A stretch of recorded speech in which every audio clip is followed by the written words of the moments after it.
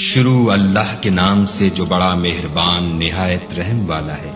اے محمد صلی اللہ علیہ وآلہ وسلم، ہم نے تم کو فتح دی، فتح بھی سری و صاف، تاکہ خدا تمہارے اگلے اور پچھلے گناہ بخش دے اور تم پر اپنی نعمت پوری کر دے اور تم کو سیدھے رستے چلائے، اور خدا تمہاری زبردست مدد کرے۔ وہی تو ہے جس نے مومنوں کے دلوں پر تسلی نازل فرمائی تاکہ ان کے ایمان کے ساتھ اور ایمان بڑھے، اور آسمان اور زمین کے لشکر سب خدا ہی کے ہیں، اور خدا جاننے والا اور حکمت والا ہے۔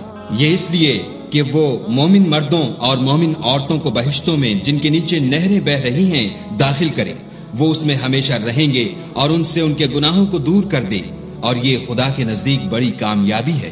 اور اس لیے کہ منافق مردوں اور منافق عورتوں اور مشرک مردوں اور مشرک عورتوں کو جو خدا کے حق میں برے برے خیال رکھتے ہیں عذاب دے، انہی پر برے حادثے واقع ہوں، اور خدا ان پر غصے ہوا اور ان پر لعنت کی اور ان کے لیے دوزخ تیار کی، اور وہ بری جگہ ہے۔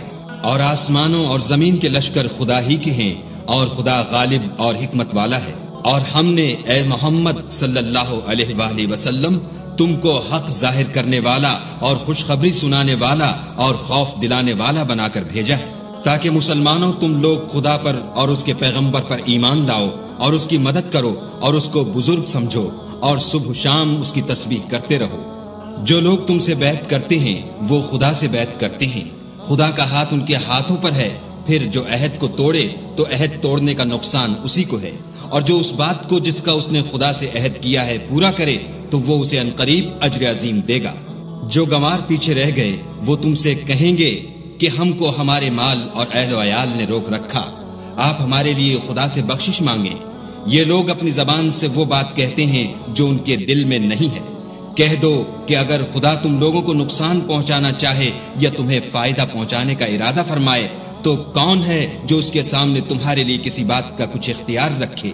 کوئی نہیں، بلکہ جو کچھ تم کرتے ہو خدا اس سے واقف ہے۔ بات یہ ہے کہ تم لوگ یہ سمجھ بیٹھے تھے کہ پیغمبر اور مومن اپنے اہل و عیال میں کبھی لوٹ کر آنے ہی کے نہیں، اور یہی بات تمہارے دلوں کو اچھی معلوم ہوئی، اور اسی وجہ سے تم نے برے برے خیال کیے اور آخر کار تم ہلاکت میں پڑ گئے۔ اور جو شخص خدا پر اور اس کے پیغمبر پر ایمان نہ لائے تو ہم نے ایسے کافروں کے لیے آگ تیار کر رکھی ہے۔ اور آسمانوں اور زمین کی بادشاہی خدا ہی کی ہے، وہ جسے چاہے بخشے اور جسے چاہے سزا دے، اور خدا بخشنے والا مہربان ہے۔ جب تم لوگ غنیمتیں لینے چلو گے تو جو لوگ پیچھے رہ گئے تھے وہ کہیں گے ہمیں بھی اجازت دیجیے کہ آپ کے ساتھ چلیں۔ یہ چاہتے ہیں کہ خدا کے قول کو بدل دیں، کہہ دو کہ تم ہرگز ہمارے ساتھ نہیں چل سکتے، اسی طرح خدا نے پہلے سے فرما دیا ہے۔ پھر کہیں گے نہیں، تم تو ہم سے حسد کرتے ہو۔ بات یہ ہے کہ یہ لوگ سمجھتے ہی نہیں مگر بہت کم۔ جو گنوار پیچھے رہ گئے تھے ان سے کہہ دو کہ تم جلد ایک سخت جنگجو قوم کے ساتھ لڑائی کے لیے بلائے جاؤ گے، ان سے تم یا تو جنگ کرتے رہو گے یا وہ اسلام لے آئیں گے۔ اگر تم حکم مانو گے تو خدا تم کو اچھا بدلہ دے گا، اور اگر منہ پھیر لو گے جیسے پہلی دفعہ پھیرا تھا تو وہ تم کو بری تکلیف کی سزا دے گا۔ نہ تو اندھے پر گناہ ہے کہ سفر جنگ سے پیچھے رہ جائے، اور نہ لنگڑے پر گناہ ہے اور نہ بیمار پر گناہ ہے۔ اور جو شخص خدا اور اس کے پیغمبر کے فرمان پر چلے گا خدا اس کو بہشتوں میں داخل کرے گا جن کے تلے نہریں بہہ رہی ہیں، اور جو روح گردانی کرے گا اسے برے دکھ کی سزا دے گا۔ اے پیغمبر صلی اللہ علیہ وآلہ وسلم، جب مومن تم سے درخت کے نیچے بیعت کر رہے تھے تو خدا ان سے خوش ہوا، اور جو صدق و خلوص ان کے دلوں میں تھا وہ اس نے معلوم کر لیا تو ان پر تسلی نازل فرمائی اور انہیں جلد فتح عنایت کی، اور بہت سی غنیمتیں جو انہوں نے حاصل کی، اور خدا غالب حکمت والا ہے۔ خدا نے تم سے بہت سی غنیمتوں کا وعدہ فرمایا ہے کہ تم ان کو حاصل کرو گے، سو اس نے غنیمت کی تمہارے لیے جلدی فرمائی اور لوگوں کے ہاتھ تم سے روک دیے۔ غرض یہ تھی کہ یہ مومنوں کے لیے خدا کی قدرت کا نمونہ ہے اور وہ تم کو سیدھے رستے پر چلائے، اور غنیمتیں دیں جن پر تم قدرت نہیں رکھتے تھے، اور وہ خدا ہی کی قدرت میں تھیں، اور خدا ہر چیز پر قادر ہے۔ اور اگر تم سے کافر لڑتے تو پیٹھ پھیر کر بھاگ جاتے، پھر کسی کو دوست نہ پاتے اور نہ مددگار۔ یہی خدا کی عادت ہے جو پہلے سے چلی آتی ہے، اور تم خدا کی عادت کبھی بدلتی نہ دیکھو گے۔ اور وہی تو ہے جس نے تم کو ان کافروں پر فتح یاب کرنے کے بعد سرحد مکہ میں ان کے ہاتھ تم سے اور تمہارے ہاتھ ان سے روک دیے، اور جو کچھ تم کرتے ہو خدا اس کو دیکھ رہا ہے۔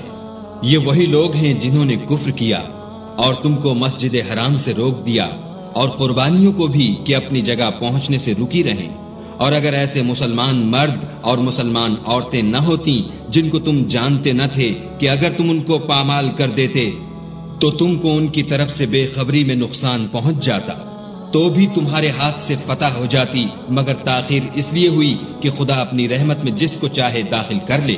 اور اگر دونوں فریق الگ الگ ہو جاتے تو جو ان میں کافر تھے ان کو ہم دکھ دینے والا عذاب دیتے۔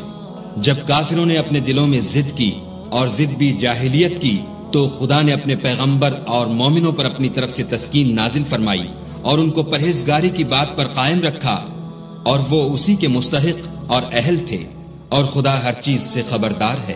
بے شک خدا نے اپنے پیغمبر کو سچا اور صحیح خواب دکھایا کہ تم خدا نے چاہا تو مسجد حرام میں اپنے سر منڈوا کر اور اپنے بال کتروا کر امن و امان سے داخل ہوگے، اور کسی طرح کا خوف نہ کرو گے۔ جو بات تم نہیں جانتے تھے اس کو معلوم تھی، سو اس نے اس سے پہلے ہی جلد فتح کرا دی۔ وہی تو ہے جس نے اپنے پیغمبر کو ہدایت کی کتاب اور دین حق دے کر بھیجا تاکہ اس کو تمام دینوں پر غالب کرے، اور حق ظاہر کرنے کے لیے خدا ہی کافی ہے۔ محمد صلی اللہ علیہ وآلہ وسلم خدا کے پیغمبر ہیں، اور جو لوگ ان کے ساتھ ہیں وہ کافروں کے حق میں تو سخت ہیں اور آپس میں رحم دل۔ اے دیکھنے والے، تو ان کو دیکھتا ہے کہ خدا کے آگے جھکے ہوئے سر بسجود ہیں اور خدا کا فضل اور اس کی خوشنودی طلب کر رہے ہیں۔ کثرت سجود کے اثر سے ان کی پیشانیوں پر نشان پڑے ہوئے ہیں۔ ان کے یہی اوصاف تورات میں مرقوم ہیں اور یہی اوصاف انجیل میں ہیں۔ وہ گویا ایک کھیتی ہیں جس نے پہلے زمین سے اپنی سوئی نکالی، پھر اس کو مضبوط کیا، پھر موٹی ہوئی اور پھر اپنی نال پر سیدھی کھڑی ہو گئی، اور لگی کھیتی والوں کو خوش کرنے تاکہ کافروں کا جی جلائے۔ جو لوگ ان میں سے ایمان لائے اور نیک عمل کرتے رہے ان سے خدا نے گناہوں کی بخشش اور اجر عظیم کا وعدہ کیا ہے۔